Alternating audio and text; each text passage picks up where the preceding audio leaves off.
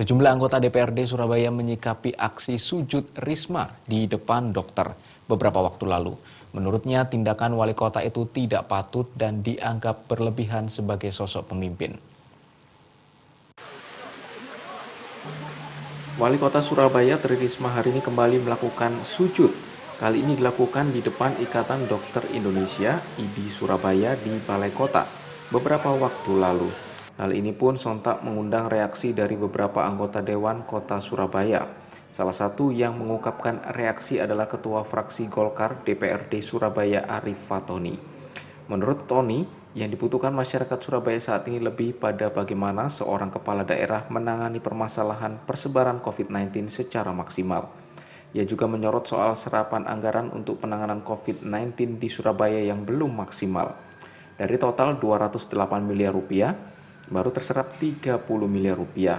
Padahal angka pasien COVID-19 di Surabaya tiap harinya naik.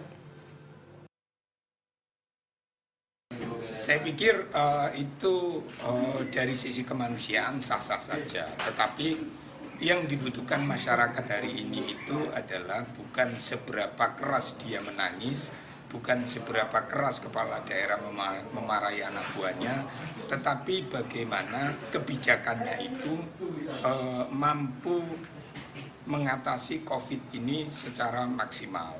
Nah, kalau kita lihat dari realisasi anggaran penanganan COVID senilai 208 miliar itu kan baru terpakai sekitar 30 miliar. Padahal angkanya tiap bulan naik. Nah, tentu ini kan menjadi bahan pemikiran kita bersama. Ini dibutuhkan kebijakan yang keras, bukan tangisan yang keras, bukan memarahi anak buah secara kuat. Hal senada juga disampaikan oleh Wakil Ketua Fraksi PKB DPRD Surabaya Mahfudz. Ia menganggap aksi Risma berlebihan. Menurutnya, jika memang bantuannya ditolak oleh Rumah Sakit Dr. Sutomo, pemerintah Kota Surabaya harus legowo namun juga tetap harus berkoordinasi dan berkomunikasi dengan yang bersangkutan. Pasti ada faktor lain kenapa rumah sakit menolak dan tidak perlu sosok pemimpin harus memberikan contoh yang kurang pantas, seperti harus bersujud di depan publik. Seharusnya kalau menurut saya Bu Risma itu ya yang wajar-wajar saja, tidak perlu terlalu berlebihan seperti itu. Kalau memang bantuannya ditolak ya sudah nggak apa-apa, berarti kan Dr. Sutomo sudah nggak butuh bantuan dari wali kota Surabaya. Tapi kalau ditolak terus sampai nangis-nangis kayak gitu, sampai sujud-sujud, janganlah.